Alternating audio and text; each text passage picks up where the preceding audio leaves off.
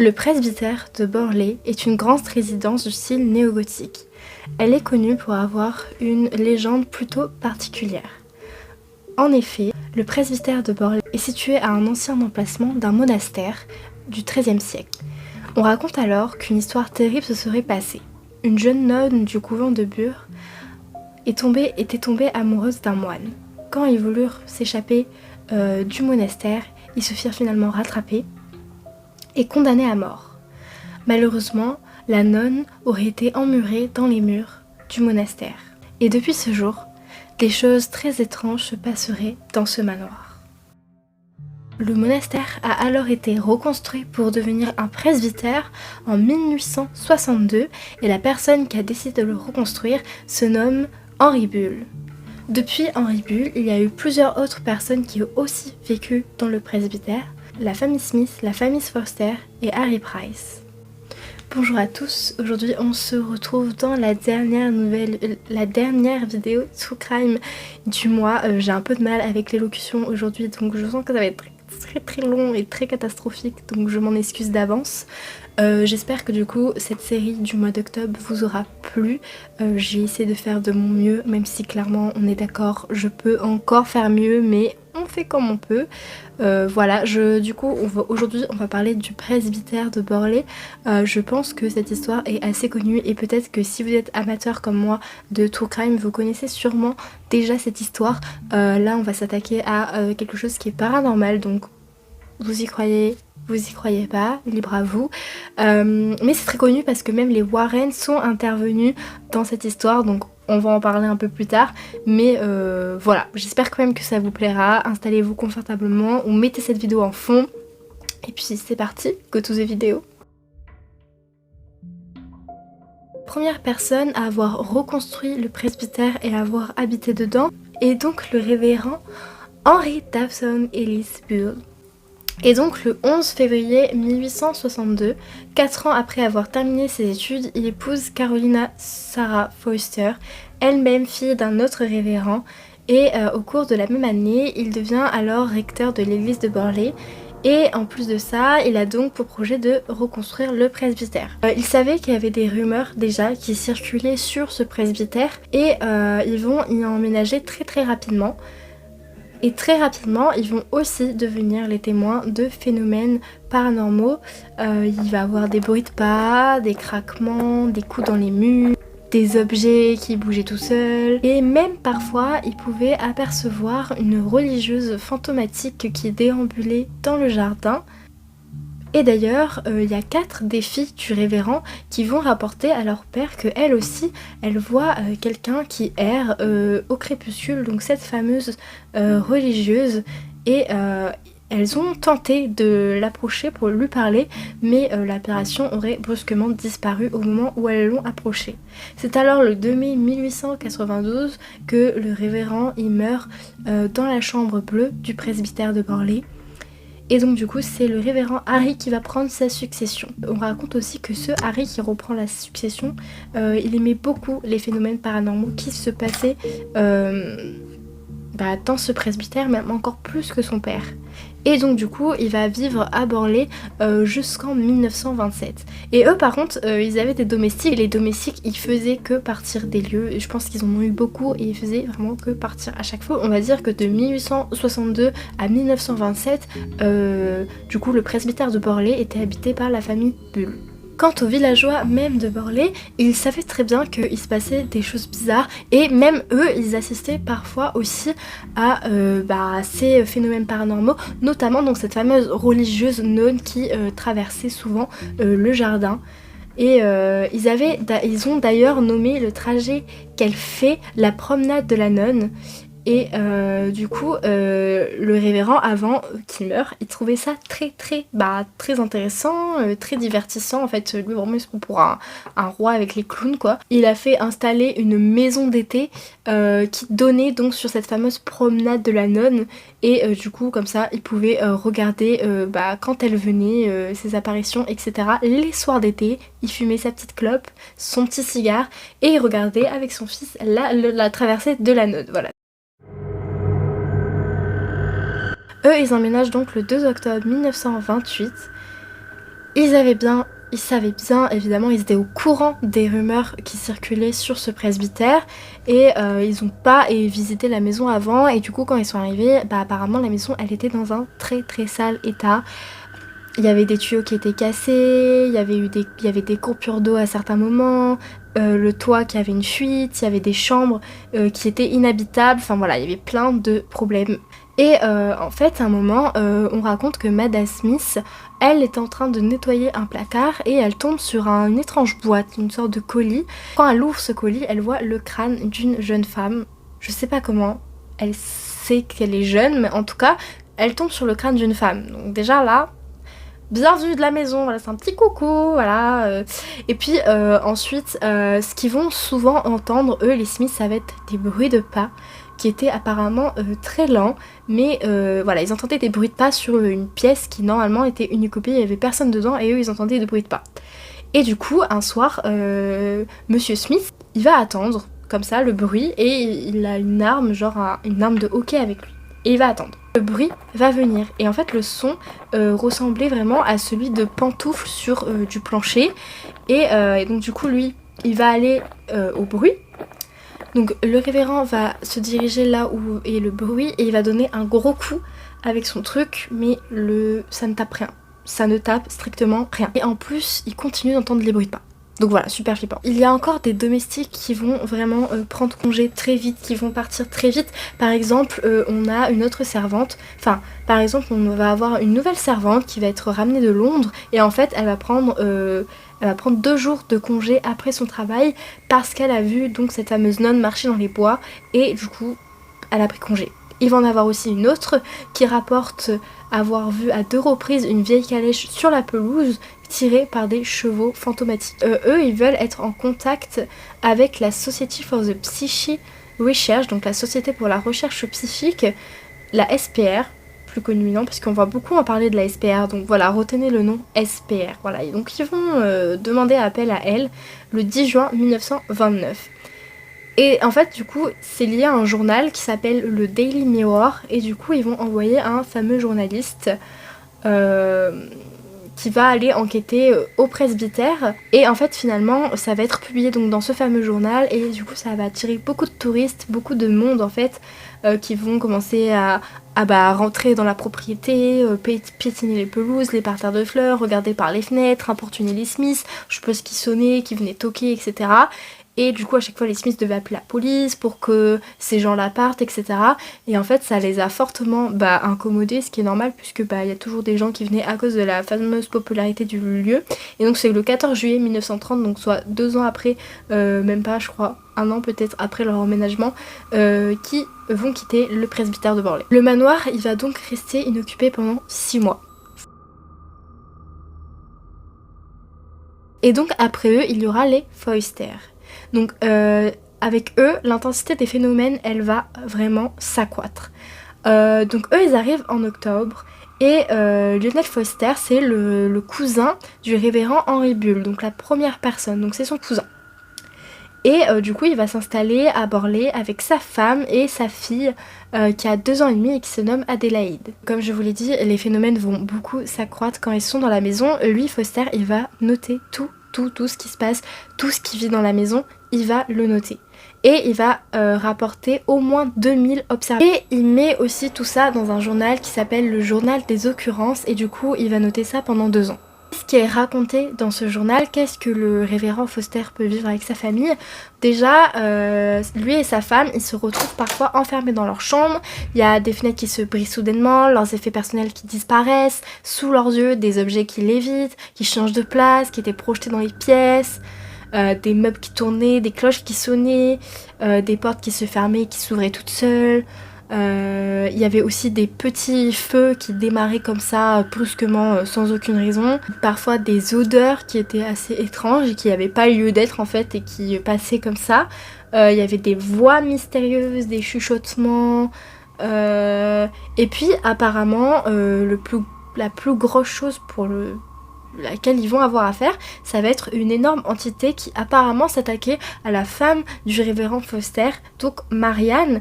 Et en fait, elle dormait en gros, et à un moment, elle se retrouve projetée hors de son lit et elle est giflée par des mains invisibles. Et du coup, ce phénomène-là, ça va se reproduire à plusieurs reprises. Et même parfois des pierres carrément étaient jetées sur elle.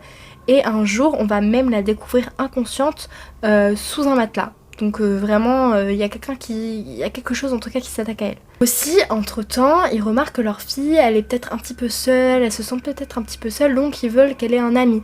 Et donc du coup, ils vont aller parler à quelqu'un qui s'appelle Monsieur Frank Perlers, et du coup il va ramener son fils David, et du coup pour qu'ils soient amis. Ce gars-là, le père du petit qui va être ramené pour la fille, il s'insinue vraiment dans la vie privée des Foyster, dans leur intimité, et il passe beaucoup de temps avec eux. Il va sortir avec Marianne, donc la femme du révérend Foyster, donc en fait voilà, il va y avoir une liaison entre les deux, une tromperie, et en fait apparemment leur relation elle était très orageuse, et elle le soupçonnait en fait que ça soit lui qui lui fasse tout ça en fait, qui soit à l'origine de tout ce qu'ils entendaient, que ce soit les bruits de pas, les objets, ou elle-même les coups qu'elle se prenait parfois, et en fait, lui, il disait que lui aussi vivait des choses, donc ça pouvait pas être lui parce que lui-même vivait des choses.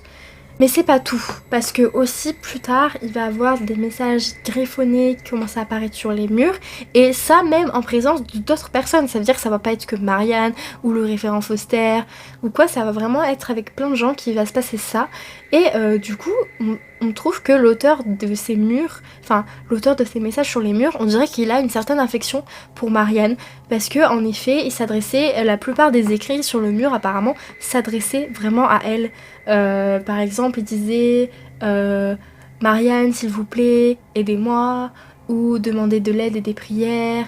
Bref, en gros, il demandait de l'aide à Marianne, en gros, comme si la personne qui écrivait sur les murs était en danger et elle demandait à Marianne de l'aider. Mais c'était vraiment écrit tous de la même main déjà. Et en plus, ces manifestations-là, elles s'arrêtaient si Marianne s'éloignait du presbytère. Donc en fait, la plupart des manifestations qui se passaient à ce moment-là, c'était vraiment lié à Marianne, et si elle s'en allait un peu plus loin du presbytère, si elle partait ou quoi la journée, ça se calmait. Les enquêteurs, les graphologues, etc., ils ont pensé que du coup c'est Marianne qui est à l'origine de tout ça, parce que quand elle est là, il se passe des trucs, et quand elle est pas là, ça baisse considérablement, voire il se passe plus rien. Du coup, ils vont commencer à la soupçonner. Et il y a même du coup la SPR, donc la société qu'on a vue avant, qui établit que elle avait créé de toutes pièces, en fait que Marianne avait créé de toutes pièces des éléments paranormaux, et donc ces écritures de fantômes qu'elle avait tracées de sa main gauche. Donc en gros, elle aurait fait de sa main gauche. Du coup, voilà, il accuse que ça soit. À ce moment-là que les Warren, ils vont intervenir, ils vont vouloir visiter la maison. Marianne, au début, elle va refuser, puis au final, elle va finir par accepter. Et du coup, apparemment, eux-mêmes, ils auraient aussi vécu des choses paranormales au moment où ils sont venus. Raconter tout l'épisode des Warren parce que c'est un petit peu long, tout ce qui est écrit sur leur visite, mais pour vous faire gros, en gros ils étaient en train de parler un petit peu de ce qui se passait dans la maison, etc. Et puis d'un coup il y a eu un bruit sourd dans la cuisine, et du coup ils ont décidé que la séance, je sais pas, d'exorcisme ou autre devait commencer maintenant. Puis alors là apparemment il s'est passé vraiment beaucoup de choses au moment où ils ont voulu faire cette séance, et même quand après les Warren sont partis. Et en fait finalement ils vont quitter la maison parce que Adélaïde, elle va être donc leur fille va être agressée par quelque chose d'horrible, et du coup ils auraient décidé de quitter Burley en 1935. La dernière personne donc à avoir habité le presbytère est Harry Price. Alors lui c'est très long parce que de base justement c'est un chasseur de fantômes, et il a intervenu déjà avant dans le presbytère, que ce soit avec les Foster ou quoi, pour il était déjà au courant, il était déjà même intervenu pour mener ses recherches en fait. Et donc lui il est très connu en matière de sciences occultes. Voilà, c'est un personnage qui est très connu. On va un peu parler de lui. Donc déjà lui, il a vécu sa première expérience surnaturelle en 1996. Il était âgé de 15 ans, et il décide de passer une nuit entière enfermé avec un ami dans une maison hantée. Et il entend des bruits étranges dans cette fameuse maison, et du coup il installe un vieil appareil photo au bas d'un escalier. Et 1 heure plus tard, il déclenche le flash, persuadé d'avoir photographié quelque chose, genre un spectre qui descendrait les marches. Et le développement de la photo, elle montre aucun fantôme, mais ça va quand même le marquer. Et du coup, il va devenir chasseur de fantômes, du coup il va venir en aide aux Foster, etc. Et là du coup, il habite dans le presbytère. Donc lui en fait il va enquêter une année complète sur ce presbytère et il va publier le résultat de ses investigations. Donc il en conclut qu'il y a beaucoup de phénomènes paranormaux. Mais il veut pas enquêter tout seul. Du coup il fait une annonce dans un journal où voilà, il veut qu'il y ait des gens qui viennent l'aider, les meilleurs spécialistes. Donc du coup je vais vous lire ce qu'il a publié dans le Times de Londres du 25 mai 1937 et je vais essayer aussi de vous le retrouver. Donc il dit: Maison hantée. Toute personne saine de corps et d'esprit, intrépide à l'esprit critique et impartial, sont invitées à rejoindre notre équipe de témoins dans le cadre d'une enquête d'une durée de 1 an, de jour comme de nuit. Toute formation scientifique ou capacité à manipuler des équipements simples serait un plus. Après cette annonce dans le Times, il va y avoir beaucoup de candidatures qui vont être postées, mais le plus souvent c'est pas des candidatures sérieuses, mais au final on a quand même pu isoler 48 participants. Donc en fait à une séance de Ouija qu'ils vont faire, qui va être animée par Marie Lair, ils vont apprendre des choses sur la religieuse qui traînait au fond du jardin. Donc je sais pas si c'est la nonne ou si c'est une autre religieuse, en tout cas bon, il y a une religieuse qui traîne au fond du jardin et ils vont apprendre que du coup cette femme là, elle s'appelle Marie Lair et elle aurait quitté le couvent pour épouser l'héritier d'une riche famille de Borlée et ce mec là du coup, son futur époux, il l'aurait étranglé, il aurait enterré sa dépouille dans la cave de son manoir. Donc du coup ça voudrait dire déjà juste que dans le manoir il y a la mort de Bulle, donc le premier qui est mort dans la chambre bleue, la nonne qui s'est fait emmurer dans les murs, et du coup cette fille là qui aurait du coup aussi été morte dans la cave. Donc du coup ça fait déjà beaucoup de gens qui sont morts au même endroit. Et puis ensuite ils vont faire une deuxième séance de Ouija un peu plus tard. Et là du coup ils vont encore avoir des informations de noms. Et il y a même un esprit qui va prédire la destruction du presbytère par le feu. Et en plus, genre en gros que le presbytère va brûler. Et c'est vrai, il y a eu 2 incendies, je crois, ou peut-être plus, sur le presbytère. Et du coup, 11 mois plus tard, après cette séance-là, c'est vrai que le presbytère va aussi prendre feu. C'était une coïncidence, entre guillemets, parce que vu que cette histoire était tellement populaire, en fait, il y a quelqu'un qui aurait mis le feu par inadvertance au presbytère avec une lampe à pétrole. Donc ça se passe dans la nuit du 27 au 28 février 1939. C'est juste un gars qui aurait mis le feu par inadvertance. Henry Price, il va quand même se rendre dans la cave, parce que voilà, apparemment, il y aurait eu des morts dans la cave. Et du coup, il va effectivement découvrir des ossements humains. Et du coup, on suppose que c'est cette fameuse religieuse. Finalement, la SPR va se retourner contre ce Harry Price et va dire que les affirmations et les preuves qu'il a fait, c'était faux. Et donc en gros, ils vont publier une contre-enquête et ils vont dire qu'il a créé tous ces phénomènes et que juste il était fou quoi. Et en fait, quand il meurt, il y a un moment une célèbre voyante britannique qui s'appelle Liliane Bailey, qui aurait reçu un message de l'au-delà, et donc ce message elle l'aurait reçu de Harry Price qui disait: le presbytère est vraiment hanté, je le prouverai moi-même et je serai vengée, même si pour ce faire je dois y revenir et m'y manifester moi-même. Et en fait pourquoi je vous dis ça, c'est parce que quand il est mort, donc c'est là que apparemment les événements vont être le plus virulents, et du coup ça pourrait être sûrement lié à lui, en mode comme il a dit qu'il allait revenir sur le territoire pour lui-même prouver que c'est vrai, au moment où il meurt, si c'est là où il se passe le plus de choses, en gros il est venu lui-même pour prouver que voilà, c'était vrai. Finalement, le presbytère, il a été détruit en 1944 et la légende perdure tout de même et on ne peut pas apparemment arrêter ces phénomènes-là. Et il y a eu plusieurs gens qui ont dit que voilà, c'était faux, qu'il s'était rien passé, que tout avait été inventé, qu'en fait, il y en a, ils ont juste fait semblant d'y croire mais ils n'ont pas cru. Mais ça c'est tellement célèbre, il y a eu tellement de rumeurs depuis longtemps que ça perdure quand même. Il existerait même des photos d'apparitions plus ou moins récentes, donc datant de 1995, qui montreraient le fameux fantôme d'Harry Price, qui serait dans le manoir avec tous les autres. Donc voilà, c'est la fin de cette vidéo. Je sais pas si c'était rapide ou court parce qu'il y a eu beaucoup, il y a beaucoup d'éléments en fait sur ce manoir.